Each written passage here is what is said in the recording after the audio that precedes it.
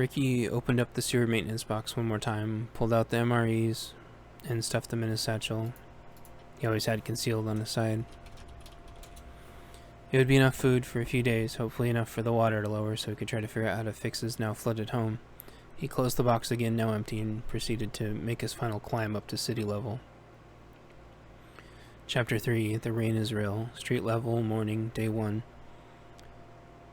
With a gentle and silent move of a sewer lid, Ricky saw it was pouring, like the sky was flooding on them. No people were outside, it was only Ricky and the rats. They were all street level now as well, heading a certain direction.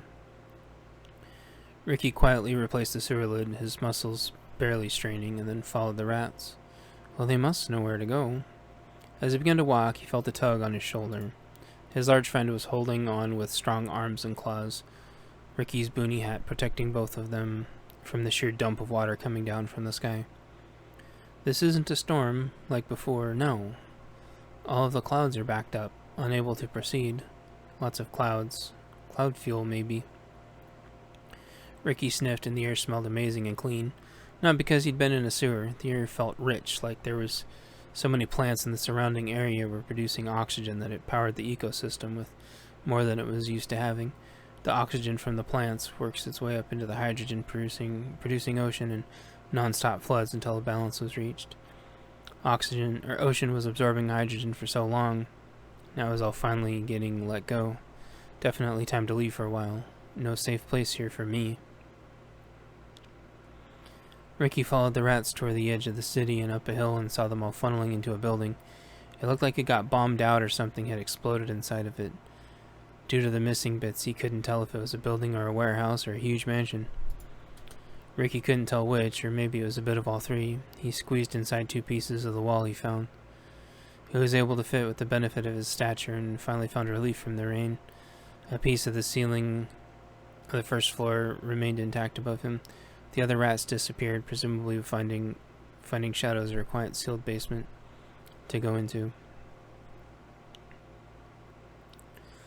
Dilapidated, old building, morning, day 1. Ricky felt a negative presence, but it was faint. A rat whispered into his ear. An evil once resided here, but no more. Ricky nodded. He wouldn't start a fire, it would draw too much attention. He was still dry from all the oiled rags that he wore. As his body gave off heat, the rags breathed, and all the water began to evaporate. It left a calming chamomile and lavender aroma. He knew his clothes would be completely dry in a few minutes if he stayed here. At some point in history, Ricky had scored a bag of wildflowers. He surmised that they had been cast aside due to not having valuable food-producing components. Everyone was wrong about mistaking the bag's value, however, because he had put some of the seeds in each of his lavender planters. Fairly often now, chamomile would randomly sprout, which was easily processed and helped ease his skin lesions and helped him remain calm and clear-headed. He looked down at his pot and a few chamomiles were in there, and that made Ricky smile. As Ricky sat huddled in the corner of this wreck of a building, he thought of how much he had appreciated the rats. The rats had shown him how to maneuver the sewers so long ago. The rats had shown him the caches of MREs those Russian mercenaries had hidden down here, and now the rats had saved him from this flood that surely would have washed him out to the ocean. The big rat nuzzled around Ricky's neck to warm up, then whispered to Ricky, "We have to go?" It was still draining the sky in liquid form. They found a place below? Ricky looked around as his eyes acclimated to the dark, a sort of infravision taking effect that he had gained spending so long in the dark. He rummaged around and saw where the rat had been talking about. In one of the corners was a vault door that came open. The rats were all saying, "There's a passage here, there's a passage here." Ricky heard people outside suddenly get close. Something had been reported in the area. Ricky reached down to the vault door and grabbed the wheel. It protested for a moment as Ricky tried with a moderate amount of strength. Ricky upped the torque as he flexed and the door opened. As the half of rats on his side streamed in to meet with the other half of the rats waiting, Ricky opened the blast door enough for himself and his lavender potted plant. He then grabbed his lavender plant and scuttled down the hatch. as a small group of city defense forces walked by on patrol. They remained apparently unaware of the vault door gently closing in the pouring rain. Chapter 5. Dark Salvation, Safe Room, Morning, Day 1. Ricky didn't know who they were, but had heard bad stories from the rat chatter. They didn't take kindly to anyone who appeared houseless. The city was never friendly to the houseless. They also weren't kind to the rats. Apparently they would kill and eat the rats when the opportunity provided itself. I could have taken them, Mortimer, the rat retorted. The now army of rats had scurried off to check the surroundings. They were absolutely positive there was a way through here. They were repeating it so much it was starting to make Ricky's head hurt, as if he had to help. Fine, fine. If you say there were more of them, we sure don't want to stir a fuss. Let's take a look down here. It was some kind of safe room or monitoring center. Ricky looked around. It was all long since dead. Power has been out for a while, I guess, the rat affirmed. So the collapse was pretty bad then? The rat sighed. They couldn't even survive a partial collapse? Ricky asked rhetorically, only half survived. The rat ignored him. Only half surprised. The rat ignored him. Oh well, so what did you find in here? No response from his rat friend. All he heard from the rat collective was, there must be something down here, some way through. We know there is. Ricky started looking around more. It was pitch black in here, but he was still able to see everything taking a sort of gray-red hue. It was some sort of safe room. It was possibly set up like a last stand location, except nobody had made a last stand down here. A bunker, but a terrible one, if there was no other way out.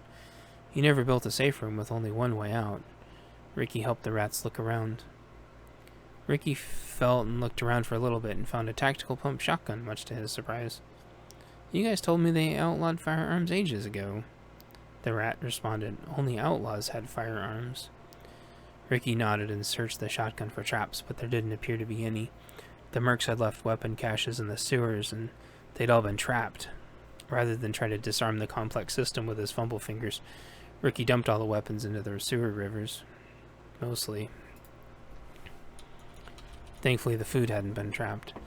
The dumping of the weapons was unfortunate, but had an unlikely bonus. The mercs got in a fight with the city over whether the weapons went, and a battle ensued, and the mercs got expunged. Ricky had asked the rats what they meant by expunged, but they offered no further details. That was simply how the story went. From what Ricky had been able to piece together, the mercs must have thought that the city-state leadership absorbed the firearms to augment their own firepower and leverage over the mercs. The city wouldn't confirm or deny it, offering no transparency, which fueled the rumors. Either way, it had screwed over Ricky getting any resupplies of their food. They probably would have noticed the food slowly diminishing if the gun thing hadn't happened anyway. Ricky smiled to himself. It was a good plan. He didn't even mean to do, and gave him some time to grow his own food, but now here he was. Apparently everything was temporary. The rats wouldn't stop repeating that there must be another entryway. Ricky had to clear his thoughts and grabbed the tactical shotgun from the wall. It had a balanced weight to it, but was empty. It had a sling with spots for shells. It was similar to the merc's firearms, but different. There's been a hodgepodge of different brands and models, and this one was very specific. Looked like a military design based on the safety and reinforced trigger guard. It had a strange shine to it, like it had a marine coating. The barrel and tube were both full-length, allowing full 8 rounds of 2 3/4 shells inside. An extra could go in the chamber, of course, and the top was tapped for an installed slide saddle that allowed several more rounds easily at one's disposal. Behind the trigger guard was a pistol grip, which segued into a Gen 3 buttstock that reduced recoil from even magnum loads to basically nothing. That allowed follow-up shots ridiculously fast. Ricky vaguely recalled that this model could also accept 3-inch shells, which made the model very versatile. For sights, it had a ghost ring that was on the upper and had matching sights at the end of the barrel on a free-floating barrel shroud. The bore access was amazing, and Ricky wouldn't need a flashlight to use this anyway. Ricky flipped it over, hit the slide release, and racked the slide quietly to see if it was empty and also check its function.